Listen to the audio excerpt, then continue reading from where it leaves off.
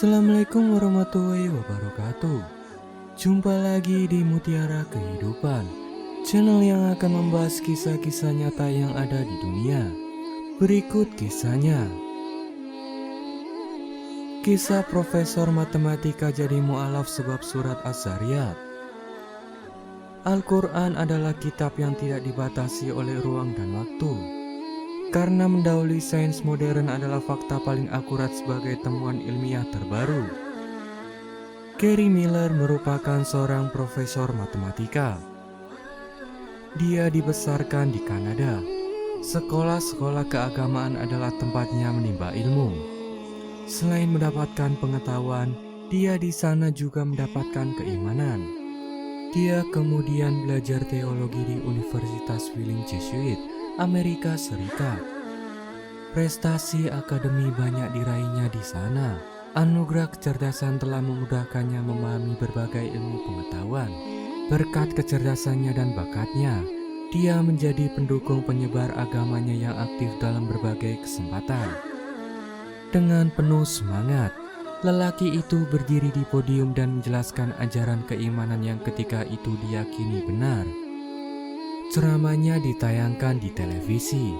Kemudian ia mendapat gelar doktor dalam bidang matematika dari Universitas Toronto. Pemikiran ilmiah Miller kerap berbenturan dengan ajaran agama yang dianut. Hal ini membuatnya tidak nyaman sehingga dia lebih memutuskan untuk berpindah ke agama lain.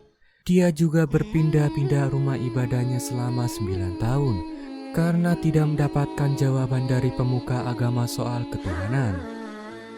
Pertanyaan dan penjelasan Miller kerap membuat pusing pemuka agama. Mereka yang harusnya mampu memberikan jawaban untuk menambah keimanan masyarakat malah terdiam. Pemuka agama itu tak dapat memberikan jawaban yang memuaskan kepada Miller. Ketidakpuasan yang muncul karena jawaban itu tidak didiamkan. Miller mencoba mencari cara lain untuk mendapatkan jawaban yang dapat menghilangkan rasa penasarannya. Kali ini dia tidak lagi menghujani pemuka agama dengan berbagai pertanyaan mengenai ketuhanan. Dia membaca buku-buku tentang Islam karangan orientalis. Ketika membaca buku itu, Miller tidak melepaskan sikap kritis. Dia tetap mempertanyakan kesimpulan-kesimpulan orientalis yang kerap memojokkan ajaran Islam dan Nabi Muhammad. Bagaimana mungkin seorang nabi yang ajarannya kini mendunia disebut tidak waras? Apalagi mungkin sosok utusan Sang Pencipta yang membawa dan menyebar risalah ilahiyah hidup dengan abnormal. Kesimpulan-kesimpulan semacam itu sama sekali tidak masuk akal. Dia mengabaikannya. Miller menginginkan kebenaran. Jika Nabi Muhammad adalah orang yang baik dan cerdas, mengapa dia harus berbohong untuk mengklaim kenabiannya? Atau jika Rasul gila sehingga tidak sadar dengan ketindakannya, bagaimana mungkin dia memahami wahyu ilahi? Jawaban tentang semua kegelisahan Miller ternyata ada dalam Al-Quran, surat Az-Zariyat ayat 52-53, yang bunyinya adalah sebagai berikut. Tidak seorang rasul pun yang datang kepada orang-orang sebelum mereka, melainkan mereka mengatakan, ia adalah seorang tukang sihir atau orang gila. Apakah mereka saling berpesan tentang apa yang dikatakan itu? Sebenarnya mereka adalah kaum yang melampaui batas. Sindiran Allah dalam firman itu menyadarkannya bahwa tudingan orientalis bukanlah hal baru. Mereka hanya mengulang apa yang dilakukan masyarakat dahulu yang menolak risalah Islam. Al-Quran menjelaskan menerangkan Rasulullah tidak berdusta. Kemudian pandangannya kembali terbuka ketika membaca kisah Rasulullah Ibrahim yang meninggal dunia. Ibrahim meninggal bersama dengan gerhana matahari yang terjadi. Seorang sahabat Nabi pernah berkata, matahari hilang karena anak Rasulullah telah wafat. Rasulullah pun membantah perkataan sahabat. Matahari dan bulan tidak mengalami gerhana karena kematian atau hilangnya nyawa seseorang. Jawaban itu adalah bukti yang jelas bahwa Nabi Muhammad bukan pembohong atau orang gila. Inspirasi dari kalam ilahi itu menghadirkan kepuasan tersendiri. Miller kemudian makin semangat mendalami Islam. Pada tahun 1977 dia memutuskan untuk membaca Al-Quran. Dia juga mencari tahu apa yang benar dan salah di dalamnya. Dalam 3 hari dia membaca ayat-ayat ilahi. Setelah selesai dia berkata kepada dirinya sendiri, inilah keyakinan yang telah saya katakan dan percaya selama 15 tahun terakhir ini. Pada mulanya dia meyakini Al-Quran merupakan autobiografi yang membahas kehidupan Nabi Muhammad, keluarga, dan lingkungannya. Dia menganggapnya seperti kitab agama sebelumnya yang berisi hikayat orang-orang dahulu. Namun ia terkejut menemukan hal yang tak terduga. Ternyata Al-Quran hanya menyebut nama Rasulullah sebanyak 5 kali, sementara Al-Quran menyebut nama Isa sebanyak 25 kali. Adapun Nabi Musa disebutkan lebih dari 100 kali. Dia makin tercengang ketika menemukan surat Maryam. Sebaliknya dia tidak menemukan satu surah pun dengan nama Khadijah, Aisyah ataupun Fatimah. Dia juga tidak menemukan cerita yang berhubungan dengan perasaan pribadi Rasulullah. Selain itu, tak ada ayat Al-Quran yang menceritakan euforia kemenangan perang Badar atau penderitaan setelah perang Uhud. Miller menemukan tidak ada satu kata pun yang disebut dalam Al-Quran tentang kesedihan yang menimpa Rasulullah. Karena kitab ini berasal dari Allah bukan dari Muhammad. Pada saat pertama kali mengetahui Al-Quran, dia sempat berpikir bahwa konten di dalamnya adalah pengetahuan kuno yang dibuat oleh pria gurun pasir ribuan tahun yang lalu. Setelah membaca ayat-ayat di dalamnya, dia menyadari prediksi itu tidak tepat. Al-Quran adalah kitab yang tidak dibatasi oleh ruang dan waktu, karena mendalui sains modern dengan fakta akurat sebagai temuan ilmiah baru.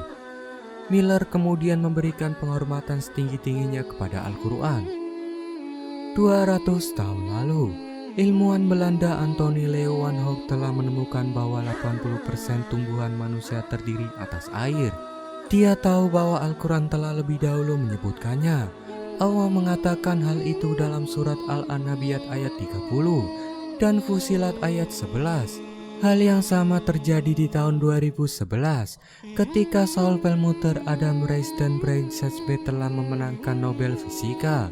Penghargaan yang mereka terima adalah menemukan fenomena percepatan ekspantasi alam semesta. Sekali lagi, fakta ilmiah ini sudah ada di dalam Al-Quran dalam surat Az-Zariyat ayat 47. Ayat embrio. Al-Quran yang juga telah berbicara tentang tahap-tahap embrio. Surah Al-Hajj ayat 5 menarik perhatian Profesor Craig Moore, rekan sejawat Miller di Universitas Toronto.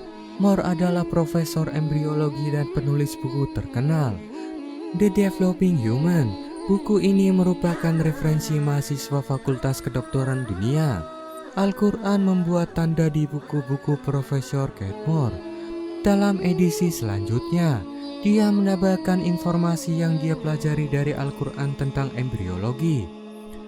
Namun, dunia telah bangkit saat Craig Moore mengeluarkan buku tentang embriologi klinis.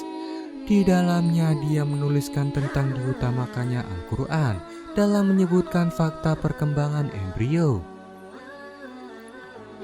Miller kagum dengan kesepakatan penulis barat bahwa Al-Quran tidak dapat ditulis oleh Rasulullah, karena ini adalah buku pengetahuan berisikan topik yang menakjubkan.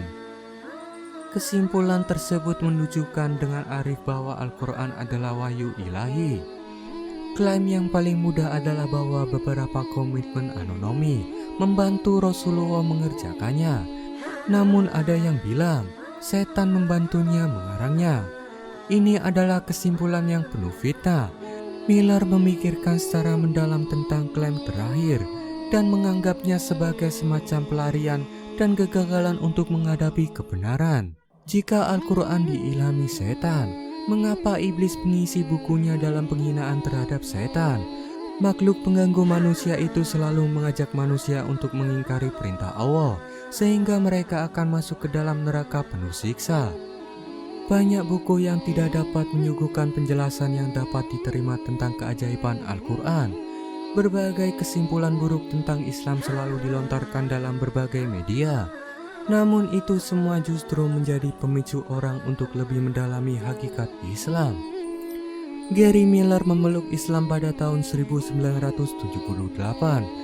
Dia memilih nama mu'alaf Abdul Wahid Omar. Dia mengundurkan diri dari pekerjaannya di Departemen Matematika dan lebih memilih mengabdi untuk berdakwah di Kanada. Buku yang ditulisnya menarik perhatian banyak orang. Buku tersebut berjudul The Stunning Quran.